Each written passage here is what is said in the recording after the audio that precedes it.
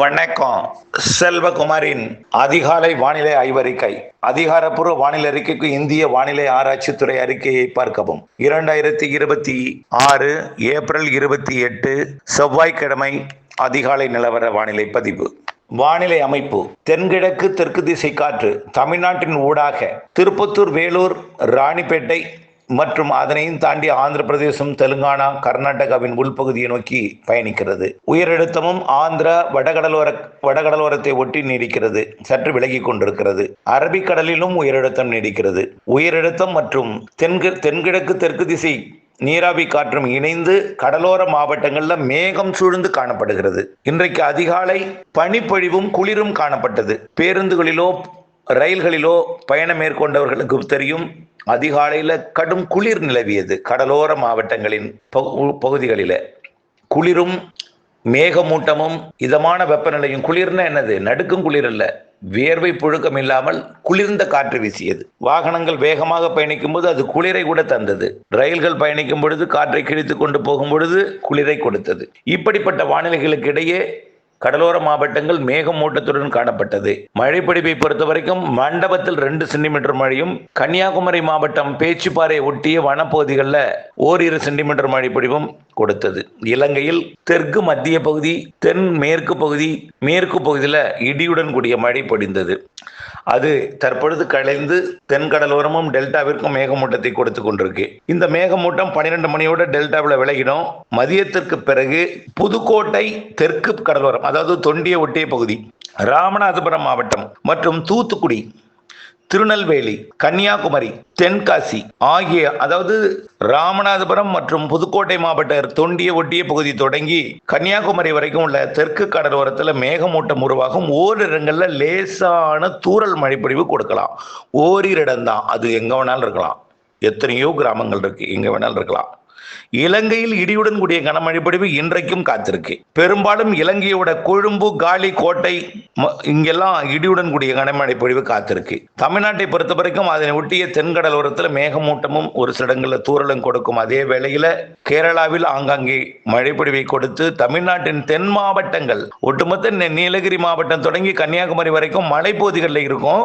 அதை தாண்டி தமிழ்நாட்டில் நீலகிரி மாவட்டம் மற்றும் வால்பாறை மற்றும் தேனி மாவட்டத்தோட கேரள எல்லையோரம், கன்னியாகுமரி, திருநெல்வேலி, தென்காசி மாவட்டத்தோட மேற்கு ஓரம் இங்கே ஒரு சில இடங்கள்ல மழை இருக்கும். இன்றைக்கு பெரிதா எதிர்பார்க்காதீங்க. நான் சொல்லியிருக்கிறேன் எதுக்குன்னா, மேற்கு தொடர்ச்சி மலையை ஒட்டிய பகுதிகளில் ஏதேனும் அறுவடை இருக்கலாம். தென் மாவட்டங்களில் உப்பள பகுதிக்கு தொடங்கி பிற அறுவடை பணிகள் ஏதேனும் இருந்தால் மிரட்டலும் லேசான மழையும் இருக்கலாம். வார்த்தை முதல்ல முக்கியம். சரி, இன்னைக்கு 28ஆம் தேதி. இன்றைக்கு மாலையில அப்படியே செயலிழந்துரும். இரவுல மீண்டும் நாளை டெல்டா மாவட்டங்களின் தெற்கு பகுதியில மீண்டும் மேகமூட்டமும், நாளை மாலை இரவிலே டெல்டாவின் தெற்கு பகுதியில் லேசான மழைப்பொழிவு, இடியுடன் கூடிய மழைப்பொழிவு ஒரு சில இடங்களில இருக்கலாம். நல்ல வார்த்தையை பாருங்க. டெல்டாவின் தெற்கு பகுதியில் இந்த முத்துப்பேட்டை, அதிராமப்பட்டினம், பேராவூரணி பகுதியில் ஒரு சில இடங்கள்ல இருக்கலாம். அது அப்படியே வேதாரண்யம் பகுதிகள் கூட இருக்கலாம். வேதாரண்யம் பகுதினா வேதாரண்யம் ஒன்றிய தெற்கு கடலோர பகுதி, அப்படியே முத்துப்பேட்டை, வாய்மேடு இந்த ஓரத்துல கடலோர பகுதியில் ஒரு சில இடங்கள்ல லேசான மழை, ஒரு சில இடங்கள்ல. வார்த்தை ரொம்ப ரொம்ப முக்கியம். ஒரு சில இடங்களில் லேசான மழை. நான் சொல்றது வேதாரண்யத்திலிருந்து கன்னியாகுமரி வரைக்கும் உள்ள பகுதியை. நம்ம நாளைக்கு இன்றைக்கு என்ன சொல்லியிருக்கிறோம்? தொண்டியிலிருந்து கன்னியாகுமரி வரை, நாளை வேதாரண்யத்திலிருந்து கன்னியாகுமரி வரை இடைப்பட்ட பகுதியில் ஒரு சில இடங்கள்ல லேசான மழை இருக்கலாம் மாலை இரவுல. ஆனால் நாளை மாலை தென் மாவட்ட மேற்கு தொடர்ச்சி மலைப்பகுதிகளை தாண்டி தென் மாவட்ட மேற்கு தொடர்ச்சி மலை மாவட்டங்களின் மேற்கு பகுதிக்கு மழை பொழிவு கொடுக்கும். அது நீலகிரிக்கும், கோயம்புத்தூருக்கும், திருப்பூருக்கும். அதாவது நாளை 29ஆம் தேதி புதன்கிழமை ஒரு சில இடங்கள்ல மழை பொழிவை கொடுக்கும். ஆக புதன்கிழமை 29ஆம் தேதி மழை இருக்கும் என்று ஏற்கனவே அறிவித்தும் இருக்கிறோம். அடுத்தது 29ஆம் தேதிக்கு அடுத்து 30ஆம் தேதி வியாழக்கிழமை கூடுதலாகும் மழைப்பொழிவு பரப்பு. அந்த மழைப்பொழிவு கர்நாடக எல்லையோரம் 30ஆம் தேதி எங்கிருந்து ஆரம்பிக்குது? கர்நாடக எல்லையோரம், கிருஷ்ணகிரி மாவட்ட கர்நாடக எல்லையோரம், தருமபுரி மாவட்ட கர்நாடக எல்லையோரம், இன்னும் கொஞ்சம் உள்ள கூட வரலாம்.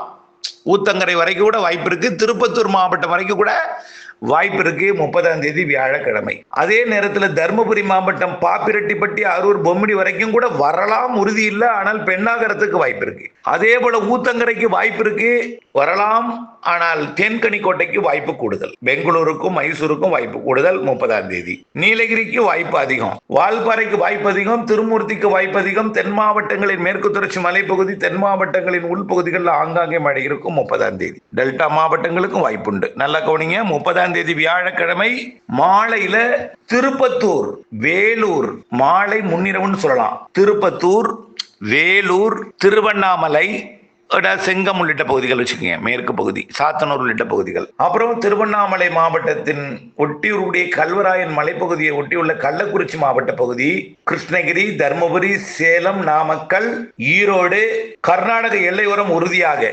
எப்போ? 30ஆம் தேதி வியாழக்கிழமை கர்நாடக எல்லையோர மாவட்டங்கள் உறுதியாக. நீலகிரி, கோயம்புத்தூர் மாவட்டம் வடக்கு பகுதி, கோயம்புத்தூர், ஈரோடு மாவட்ட எல்லை பகுதி, ஈரோடு, திருப்பூர் மாவட்ட எல்லை பகுதி, கேரள எல்லையோர கோயம்புத்தூர் மாவட்ட பகுதி, பொள்ளாச்சி தெற்கு, உடுமலைப்பேட்டை தெற்கு, திண்டுக்கல் மாவட்டம் தெற்கு பகுதி, பழனி, கொடைக்கானல் இடைப்பட்ட பகுதி, தேனி, விருதுநகர் மாவட்ட ஸ்ரீவில்லிபுத்தூர், ராஜபாளையம் பகுதி, தென்காசி, குற்றாலம் மற்றும் அப்படியே புளியகுடி, கிருஷ்ணாபுரம், அப்படியே சங்கரங்கோவில் உள்ளிட்ட பகுதிகள், திருநெல்வேலிக்கும், அதாவது ஆரல்வாய் மொழி திருச்சி, ஆரல்வாய் மொழி மதுரை சாலைக்கு மேற்கே வச்சுக்கலாம். மேற்கு ஓரம் கூடுதல் வாய்ப்பு. அப்படியே அது சிவகங்கைக்கும் கூட வாய்ப்பு இருக்கு, ராமநாதபுரத்துக்கு கூட வாய்ப்பு இருக்கு, விருதுநகர் மாவட்ட கிழக்கு பகுதி கூட வாய்ப்பு இருக்கு. புரியுதுங்களா?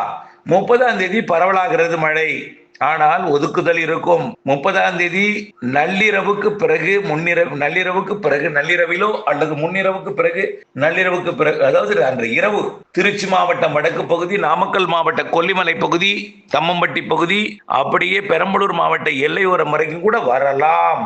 கண்டிப்பாக 30ஆம் தேதி வியாழக்கிழமை கிருஷ்ணகிரி, தர்மபுரி, சேலம், நாமக்கல், ஈரோடு, நீலகிரி மாவட்டங்கள்ல உறுதியா மழை தெரியுது. மேற்கு மாவட்டங்களுங்க, கன்னியாகுமரி முதல் நீலகிரி வரைக்கும் உள்ள மேற்கு தொடர்ச்சி மலை, நீலகிரி முதல் வேலூர் வரைக்கும் உள்ள கிழக்கு தொடர்ச்சி மலை மாவட்டங்கள், கர்நாடகா ஆந்திர எல்லையோரத்தில் வேலூர், திருப்பத்தூர் மாவட்டம், குப்பம் ஒட்டிய பகுதி எல்லாம் உண்டு.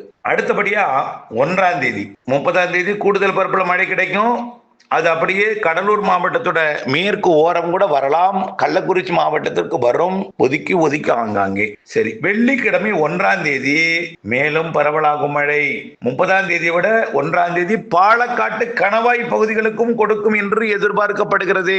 நாம 30ஆம் தேதியை விட 1ஆம் தேதி பரவலாகும் என்று ஏற்கனவே சொல்லி இருந்தோம். நினைவுபடுத்துறேன். நீலகிரிக்கும் வால்பாறைக்கும் தான் பெய்யலாம் 30ஆம் தேதி. இடையில கொஞ்சம் மேட்டுப்பாளையம் உள்ளிட்ட பகுதிகளுக்கு 30ஆம் தேதி கொடுக்கலாம். ஆனால் 1ஆம் தேதி கோயம்புத்தூர் மாநகரம், கோயம்புத்தூர் மாவட்ட பாலக்காட்டு கணவாய் பகுதி, நெகமம், கருமாபுரம், காட்டம்பட்டி, தொட்டம்பட்டி மற்றும் பெதப்பம்பட்டி, குண்டடம், பல்லடம், காங்கேயம், வெள்ளக்கோயில் மற்றும் அப்படியே பார்த்தீங்கன்னா பொள்ளாச்சி வடக்கு, பொள்ளாச்சி, உடுமலைப்பேட்டை மற்றும் முக்கோணம் எல்லாமே மழைக்கு வாய்ப்பு இருக்கு. அப்படியே பெதப்பம்பட்டி, பெரியப்பட்டி, அதை தாண்டி அந்த குடிமங்கலம், பல்லடம் சாலை வரைக்கும் கொடுத்து அதற்கு கிழக்கேயும் கொடுப்பதற்கு வாய்ப்பு இருக்கு. அரவக்குறிச்சி வரைக்கும், திண்டுக்கல் வரைக்கும், ஓட்டஞ்சத்திரம், பழனி, நெரிக்கல்பட்டி, அம்பிலிகைக்கும் அப்படியே வேடசந்தூர் வரைக்கும் கூட கொடுப்பதற்கு வாய்ப்பு இருக்கு. 1ஆம் தேதி ஒதுக்கி ஒதுக்கி உடுமலைப்பேட்டை, பொள்ளாச்சி, அதாவது கோயம்புத்தூர், திருப்பூர் மாவட்ட காற்று பகுதிக்கும் வாய்ப்பு இருக்கு. வெள்ளிக்கிழமை 1ஆம் தேதி. சரி சார், எங்க மாவட்டத்தின் பேரை சொல்லலையே, பெய்யாதா அப்படின்னா பெய்ய வாய்ப்பு அதிகரிக்கும் பொழுது அந்த ஊர் பெயரை சொல்லுவேன். இப்ப பாலக்காட்டு கணவாய் சொல்லியிருக்கிறேன் இல்லையா? அப்போ பாலக்காட்டு கணவாய், ஆரியங்காவு கணவாய், ஆரல்வாய் மொழி கணவாய்க்கு வரக்கூடிய வெள்ளிக்கிழமை மே 1ஆம் தேதி கண்டிப்பா மழை கிடைக்கும். சரி, வெயில் சுட்டரிக்குமா சார்? அக்கினி வெயிலா, அனல் வெயிலா? இந்த பாருங்க, ஊடகங்களிலே கடுமையாக ஒரு எச்சரிக்கையை வழங்கி பீதியையும் அச்சத்தையும் ஏற்படுத்துது. இது வானிலை ஆய்வு நிறுவனம் நேற்றை கொடுத்ததுல இதுவரைக்கும் வெப்ப அலை எங்கேயும் ஏற்படல, சராசரி வெப்பம் தான் இருக்குன்னு சொல்லியிருக்காங்க. ஆனா நாமும் என்ன சொல்லியிருக்கோம், அதான் இருக்கும். 105, 106 டிகிரிக்கு மேல போகாது, 104 பரவலா இருக்கும். உள்ள 100 டிகிரிக்கு மேல் சதம் அடித்தது பல இடங்கள் அப்படிங்கிறாங்க. அடிக்கதான் செய்யும் கோடையில. 100 டிகிரி அடிக்காம என்ன செய்யும் கோடையில? 105 என்பது அவ்வப்பொழுது ஒரு இடங்களில் பதிவாக ஒன்று சொன்னோம்.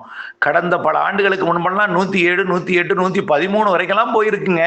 அதையும் தாண்டியும் போயிருக்கு. அந்த அளவுக்கு போகாது, அச்சப்பட வேண்டாம்னு சொல்லியிருந்தோம். இதே நிலை தான் தொடரும். கடலோரம் இப்ப இருக்கிற வெப்பம் தான் தொடரும். இந்த மீனம்பாக்கம் மட்டும் மரங்கள் இல்லாமல், அதாவது விமான நிலையம் என்பதனால விமானங்கள் ஏறி இறங்குவதற்கு ஏற்ப மரங்கள் இல்லாமல் இருக்கிறது காரணத்தினால வெப்பம் அதிகரித்து காணப்படுகிறது. இந்த வெப்பத்தை தணிப்பதற்கு அங்கே மரங்களுக்கு பதில் புல்வெளிகள் அமைக்கலாம். ஓடுதளத்தை விட்டுவிட்டு பிற பகுதியெல்லாம் புல்வெளிகள் அமைக்கலாம்.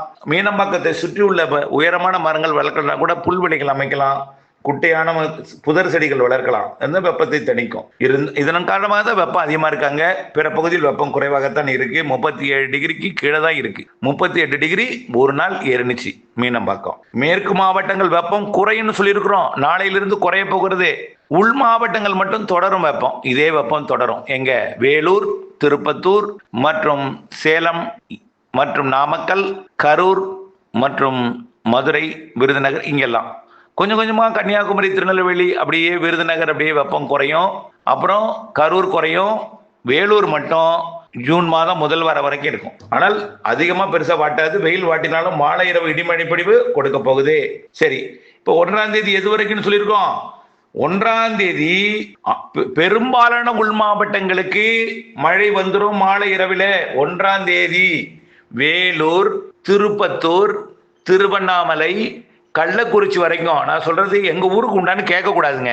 மேற்கு தொடர்ச்சி மலை மற்றும் கிழக்கு தொடர்ச்சி மலை மாவட்டங்கள், கேரள எல்லையோர கர்நாடக எல்லையோரத்திலிருந்து கிழக்கே திருப்பத்தூர், வேலூர் மாவட்டம், திருவண்ணாமலை மாவட்டம், கள்ளக்குறிச்சி, விழுப்புரம் மாவட்டத்தோட மேற்கு பகுதி மற்றும் கடலூர் மாவட்டத்தோட விருத்தாச்சலம் உள்ளிட்ட மேற்கு பகுதிகள் வரைக்கும் வர்ற வாய்ப்பு இருக்கு. பெரம்பலூருக்கும் கூட வாய்ப்பு இருக்கு. திருச்சிக்கும் தஞ்சாவூர் எல்லை வரைக்கும் கூட திருச்சி மாவட்டத்துக்கு வர வாய்ப்பு இருக்கு.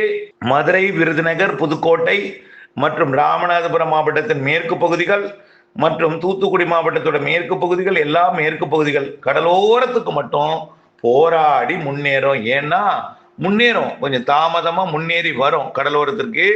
காரணம், இந்த தென்கிழக்கு தெற்கு திசை காற்று கடலோரத்திற்கு வருவதை, ஆனா இதுதான் மழையே உண்டாக்குது. தெற்கு தென்கிழக்கு திசையில கூடிய நீராவி தான் நீரா மாறுது. ஆனால் இது தொடர்ந்து உள்ளே தள்ளி கொண்டிருக்கிற காரணத்தால மேக உற்பத்தி உள்ளே உள் மாவட்டங்களிலே, தஞ்சாவூருக்கு மேற்கே, பெரம்பலூருக்கு மேற்கே, கள்ளக்குறிச்சிக்கு மேற்கே, திருவண்ணாமலைக்கு மேற்கே, வேலூருக்கு மேற்கே, கர்நாடகாவின் மைசூரு, பெங்களூரு மற்றும் மங்களூர் வரைக்கும், கேரளா எல்லையோரம் வரைக்கும் மேற்கு மாவட்டங்கள், மேற்கு தொடர்ச்சி மலை மாவட்டங்கள், தென் மாவட்டங்களின் மேற்கு பகுதி நல்ல மழை கொடுக்கும். கடலோரத்திற்கு போராடி போராடி நெருங்கி வந்து மழைப்பொழிவை ஒரு சில இடங்கள்ல கொடுத்தாலும் பரவலான மழை என்பது 3ஆம் தேதியும் அதே போல வந்து உள்ளே வரும் போராடி. ஆனால் கடலோரம் போராடும் வருவதற்கு 4ஆம் தேதி கடலோரம் வந்துவிடும். 4ஆம் தேதி காற்றோட திசையில் சற்று மாற்றம் ஏற்பட்டு 4ஆம் தேதியிலிருந்து கடலோரம் மழை வந்துடும். ஆனால் கடலோரம் டெல்டாவிற்கு வந்துடும் 4ஆம் தேதி. 3ஆம் தேதியே வர வாய்ப்பு இருக்கு. 4ஆம் தேதி டெல்டாக்குள்ள வந்துடும். ஆனா சார் 1ஆம் தேதி 2ஆம் தேதி வராதான் கூடாது. 1ஆம் தேதி 2ஆம் தேதி வருவதற்கு வாய்ப்பு இருக்கு, உறுதி இல்லை. வந்தாலும் ஒரு சில இடங்கள்ல பெய்யலாம். ஒதுக்குதல் அதிகமா இருக்கும். 4ஆம் தேதியிலிருந்து ஒதுக்குதல் குறைந்து கடலோரம் வந்துடும். இறுதியில 5ஆம் தேதிக்கு மேலதான் திருவள்ளூர், சென்னை கடலோரத்துக்கு கொடுக்கும். ஆனால் திருத்தணி, காஞ்சிபுரத்துக்கெல்லாம் வந்துடும் 3ஆம் தேதி 4ஆம் தேதியே. அப்போ கடைசியா மழை தொடங்கக்கூடிய இடம் எதுன்னு பார்த்தீங்கன்னா அது திருவள்ளூர் மாவட்ட கடலோரமும் சென்னை கடலோரமும் கண்டிப்பா வந்துடும். முதல் வாரத்துல நல்ல மழை இருக்கு, 2ஆவது வாரத்திலையும் இருக்கு. தொடர்ந்து மேவாதத்துல இப்படி இடிமழை பொழிவு, வெப்பச்சலன மழை பொழிவு கொடுக்க இருக்கிறது. வங்கக்கடலையும் அரபிக்கடலையும் இருவேறு நிகழ்வு உருவாக போகுது. அவை இணைப்பு சுழற்சியால் பிணைக்கப்பட போகிறது. வெப்ப அலை குறித்த அச்சம் வேண்டாம்.